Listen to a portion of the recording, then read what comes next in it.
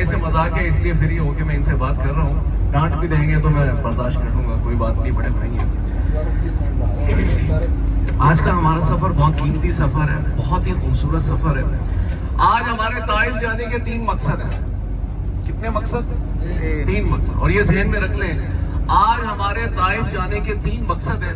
اور ہمارا سب سے پہلا مین مقصد ہے کہ طائف سے واپس آ کر میقات کرنل منازل سے ہم نے احرام تبدیل کرنا ہے. عمرے کی سعادت حاصل کرنے کے لیے ہم طائف جا رہے ہیں. دوسرا مقصد، وہاں جو مقدس مقامات ہیں ہم نے ان کا وزٹ کرنا ہے، ان کی زیارتیں کرنی ہے. اور تیسرا مقصد، ہم نے اس درد کو، اس تکلیف کو محسوس کرنا ہے جو پیارے نبی صلی اللہ علیہ وسلم نے طائف کے اندر تکالیف کو برداشت کیا. آج ہمارا کوئی گھومنے پھرنے کا سفر نہیں ہے. آج ہمارا طائف جانے کا کتنے مقصد ہیں؟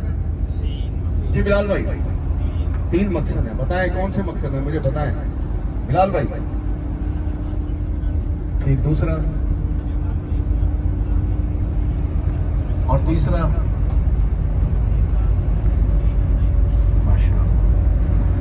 جو انہوں نے جواب دیا بھائی سب کے ذہن میں یہی بات ہے نا. طائف جانے کے ہمارے 3 مقصد میں جو سب سے آخری مقصد ہے وہ تھوڑا سا اس پہ روشنی ڈالنی ہے. ہمارا جو تیسرا مقصد ہے وہ ہے اس درد کو، تکلیف کو محسوس کرنا. کس درد کو؟ جو آپ صلی اللہ علیہ وسلم نے طائف میں تکلیفوں کو برداشت کیا.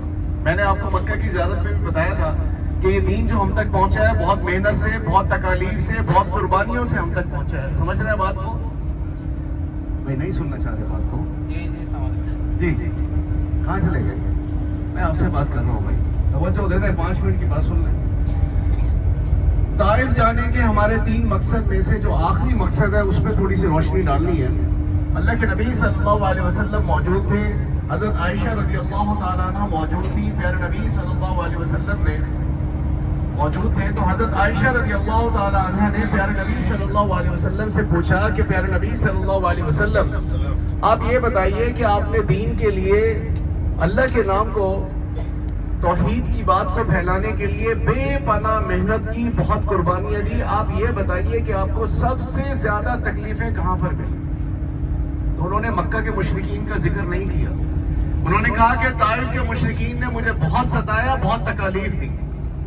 دوسری بار سوال کیا کہ پیارے نبی صلی اللہ علیہ وسلم آپ یہ بتائیے کہ سب سے زیادہ تکلیفیں کہاں پر ملی؟ تو انہوں نے جنگ احد میں جو داد کی بارش شہید ہوئے انہوں نے اس کا ذکر نہیں کیا. انہوں نے کیا کہا کہ طائف کے مشرکین نے بہت ستایا، پتھر مارے، لہو لہان کی. اور انہوں نے پھر اصرار کیا کہ تیسری بار پوچھا کہ پیارے نبی صلی اللہ علیہ وسلم ساری زندگی کا بتائیں کہ سب سے زیادہ تکلیفیں کہاں پر ملی؟ تو انہوں نے کہا کہ دیکھو طائف کے مشرکین نے مجھ پر پتھر برسائے، مجھے لہو لہان کیا، مجھے زخمی کیا. اور آج ہم طائف جا رہے ہیں اس درد کو، تکلیف کو محسوس کرنے کے لیے کہ جو پیارے نبی صلی اللہ علیہ وسلم نے طائف میں تکالیف کو برداشت کیا. تو کیا ہمارا جانے کا مقصد ہے؟ جی کوئی جواب نہیں آ رہا. سونا چاہتے ہیں پھر سو جائیں، پھر طائف جائیں گے، طائف جا کے باتیں کریں گے. میں کیا جانے کا مقصد ہے ہمارا طائف؟ بتائیں نا، 3 بار بولا ہے. کیا مقصد ہے؟ آصف بھائی آگے بتا دو. آج تو محنت صفر جاری ہے. آپ صلی اللہ علیہ وسلم نے جو وہاں پر تکالیف کو برداشت کی. روڈ پہ ہم ایکسیڈنٹ دیکھتے ہیں، بزرگ بیٹھے ہیں پیچھے ہمارے، ساری زندگی ماشاءاللہ کہیں نہ کہیں تو آپ نے روڈ پہ ایکسیڈنٹ ضرور دیکھا ہوگا. دیکھتے ہیں نہیں دیکھتے؟ ہم نے روڈ پہ بہت سارے ایکسیڈنٹ دیکھے ہیں، بلکہ جو دنگے چلتے ہیں ان میں بھی ہم دیکھتے ہیں وہ چھرے بکتے اٹھا کے آتے ہیں تو لہو لہان ہو جاتے ہیں، بھلے وہ مسلم ہے غیر مسلم ہے. اب جب ہم روڈ پہ ایکسیڈنٹ دیکھتے ہیں یا کسی کو زخمی حالت میں دیکھتے ہیں یا کوئی کسی کے ساتھ جب کوئی زیادتی کرتا ہے تو ہمارا دل بھر آتا ہے. کسی کو بہتے خون میں دیکھ کر ہمارا دل بھر آتا ہے اور ہمارے دل میں ہمدردی جاگتی ہے. جس نے بھی اس کے ساتھ زیادتی کی، ظلم کیا، اس کو پکڑیں، اس کو سزا دلوائیں، اور جس کے ساتھ وہ خون بہا ہم اس کی کیئر کریں، اس کی ٹریٹمنٹ کریں. ہمارا اس سے کوئی تعلق واسطہ نہیں ہے اور ہم اس شخص کی اس بہتے خون کو دیکھ کر ہمارا دل بھی بھر آتا ہے. اب آپ فرض کریں 1445 ہجری پیچھے چلے جائیں، کیسے آپ صلی اللہ علیہ وسلم طائف میں تشریف لے کر گئے. کہاں کہاں آپ کے ساتھ مشرکین نے آپ کے ساتھ مس بہیو کیا، کہاں کہاں پہ آپ کے ساتھ انہوں نے پتھر برسائے، کیسے پتھر لگے. اب آپ یکدم کسی کو پتھر مارے تو انسان کے وجود کا گوشت نہیں پھٹتا. اتنے پتھر برسائے گئے کہ پیارے نبی صلی اللہ علیہ وسلم شدید زخمی لہو لہان. اور طائف اپنے ذہن کے اندر بات بٹھا لیں کہ نہ ہندوستان میں، نہ پاکستان میں، نہ مصر میں، نہ امریکہ میں، طائف اس کل کائنات میں وہ واحد سرزمین ہے کہ جہاں پر پیارے نبی صلی اللہ علیہ وسلم کے بہتے خون کو دیکھ کر خدا کا عرش کانپ اٹھا تھا.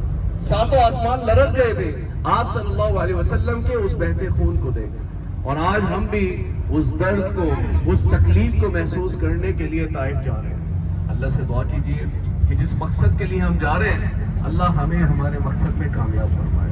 اور کیا مقصد ہے؟ آصف بھائی نے پرفیکٹ جواب دے دیا. بھائی لاسٹ سیٹوں والے کیا مقصد ہے ہمارا جانے کا؟ آج اللہ کے نبی کے درد کو نہیں دینا محسوس جواب، کرنا. نہیں دینا چاہ رہے جواب. حاجی صاحب بول رہے ہیں ہم جا رہے ہیں طائف میں.